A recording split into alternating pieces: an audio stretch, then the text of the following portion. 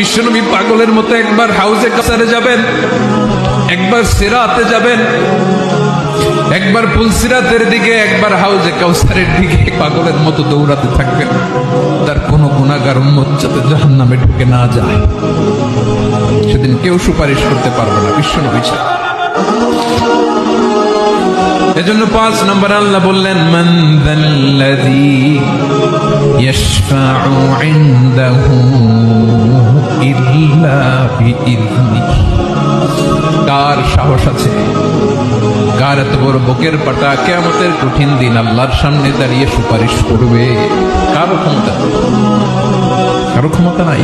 বিশ্বনবী সেদিন সিজদায় পড়ে উম্মতের জন্য কাঁদবেন, সবাই কাঁদবে, নফসি নফসি, আল্লাহ আমারে বাঁচাও, আল্লাহ আমারে বাঁচাও। বিশ্বনবী বলবেন, উম্মতি উম্মতি।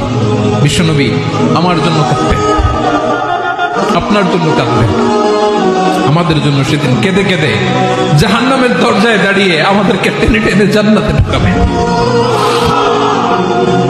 এজন্য এই বিশ্বনবীর ভালোবাসা যেন আমাদের হৃদয়ে ভরপুর থাকে। আমার ভাইয়েরা, প্রতি শুক্রবার বিশ্বনবীর উপরে বেশি বেশি যেন আমরা দুরূদ পড়ি। আমরা যখন বিশ্বনবীর সালাম দেই, দুরূদ পড়ি,